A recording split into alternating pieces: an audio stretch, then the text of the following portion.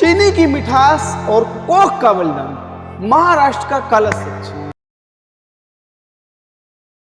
तो नमस्कार, मैं हूं अश्वनी पांडे और आज हम बात करने वाले ऐसे गंभीर मुद्दे पे जो आप सबको भी जाननी चाहिए कि गरीबी से लाचार और दिहाड़ी मजदूर अपनी मजदूरी पाने के लिए क्या क्या करते हैं।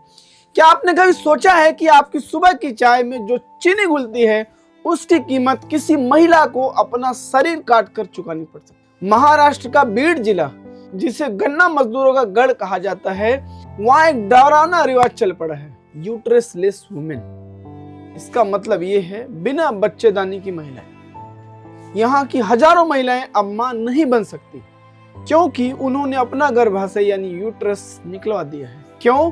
ताकि वो एक मशीन की तरह गन्ने के खेत में बिना रुके काम कर सके। दूसरा, माइग्रेशन का जाल, द ट्रैप ऑफ पॉवर्टी। हर साल दशहरा के बाद जब पूरा उत्तर भारत त्योहार मना रहा होता है तो बीड और सांगली के लाखों मजदूर शुगर बेल्ट की तरफ पलायन करते हैं। ये लोग अकेले नहीं जाते, ये कोयता में जाते हैं। कोयता मतलब वहां के लोकल भाषा में कहते जुड़ा, मतलब कि पति पत्नी को एक यूनिट माना जाता है। ठेकेदार इन्हें एडवांस पैसा देता है और यही पैसा इनके गले की फांस बन जाता है। अब अगले 6 महीने ये मजदूर ठेकेदार के गुलाम हैं। अगर पत्नी बीमार पड़ी या पीरियड्स की वजह से काम नहीं जा सकी तो पूरे जोड़े की दिहाड़ी मारी जाती है। यानी अगर पत्नी नहीं गई काम पे तो पति की भी दिहाड़ी मारी जाती है।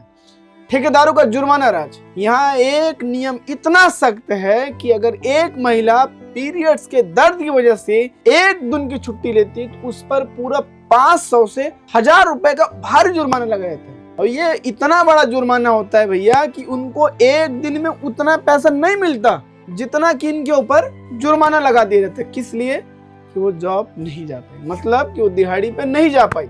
रहने के लिए कोई घर नहीं होता इनके, सिर्फ प्लास्टिक की झोपड़ियां, न पीने के लिए साफ पानी, न टॉयलेट।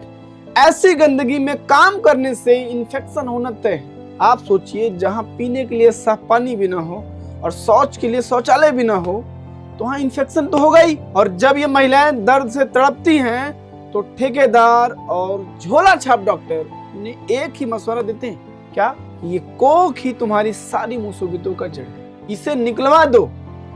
मतलब कि न रहेगी बांस और न बजेगी बांसुरी, मतलब कि ना ही यूट्रस रहेगा और ना ही आपको पीरियड्स आएंगे। गरीबी क्या नहीं कराती, गरीबी ऐसा काम करवाती हमसे जो हम और आप कभी सपनों में भी नहीं सोच पाते। सोचिए, एक माँ जो हमेशा अपनी कोख भरने के लिए लाखों पूजा पाठ, कितने की दवाइयां कर लेती हैं, वही माँ जो माँ बन सकती थी, माँ बनने से पहले उसको इतना बड़ा कदम उठाना पड़ता है सिर्फ इसलिए कि उसका घर चल सके, उसको निवाले मिल सके।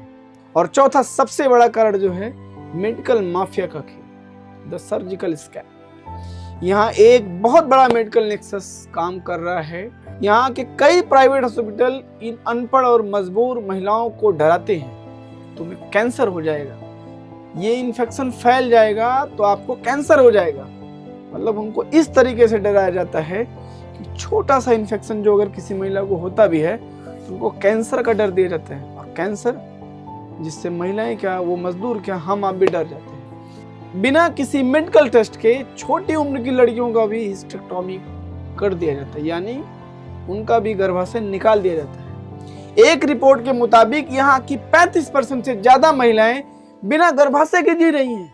यहाँ सिर्फ एक सर्जरी नहीं, एक जेंडर आधारित हिंसा है। 5वां कारण इसका है सर्जरी के बाद का नर्क, पोस्ट सर्जरी रियलिटी। सर्जरी के बाद परेशानी खत्म नहीं होती बल्कि और शुरू होती है। अब होता क्या है कि 25 से 30 साल की उम्र में मेनोपॉज के लक्षण आ जाते हैं, यानी रजोनिवृत्ति। हड्डियों का गलना, कैल्शियम की कमी से हड्डियां इतनी कमजोर हो जाती हैं कि ये महिलाएं सीधे खड़ी नहीं हो पाती। मानसिक अवसाद, हार्मोनल असंतुलन की वजह से ये महिलाएं गहरे डिप्रेशन और चिड़चिड़ेपन का शिकार हो जाती हैं। असमय बुढ़ापा, बिना समय के ये औरतें बूढ़ी दिखने लगती हैं। जो चेहरा 25 का दिखना चाहिए वही चेहरा 45 का लगता है। लेकिन हाथों में कोयता मतलब गन्ने काटने वाला चाकू, थामे इन्हें फिर भी काम पर जाना पड़ता है। छठवां कारण जो इसका है, सिस्टम का फेलियर और मीडिया की चुप्पी, द साइलेंस। हैरानी की बात यह है कि महाराष्ट्र चीनी के उत्पादन में नंबर 1 है, लेकिन उस चीनी को उगाने वाली औरतों की सेहत में हम सबसे पीछे हैं। सरकार इसे पर्सनल चॉइस या स्टेट मैटर कहकर टाल देती है।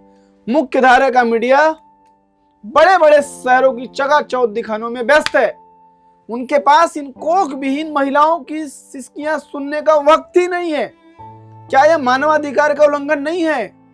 तो याद रखिएगा कि जब अगर अगली बार आप चीनी का 1 चम्मच उठाएं तो याद रखिएगा कि इसमें उन महिलाओं का पसीना और दर्द मिला हुआ है जिन्होंने अपने सर्वाइवल के लिए अपनी कोख का बलिदान दे दिया। यह मॉडर्न इंडिया का वो चेहरा है जिसे हम अक्सर देखना नहीं चाहते।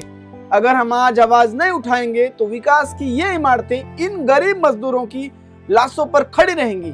वीडियो अगर आपको अच्छा लगा हो तो इसे शेयर जरूर करिए कि ये वीडियो सरकार तक, महाराष्ट्र सरकार तक पहुंचे और वहां की सरकार इस पर जल्द से जल्द कड़ी कार्रवाई करे और इन महिलाओं को उस नर्क से बचाए जिस नर्क में लगातार जा रहे हैं। और अगर आपको वीडियो अच्छा लगा हो तो वीडियो शेयर जरूर करिए और चैनल पे नए हैं तो प्लीज सब्सक्राइब जरूर करिए। Thank you.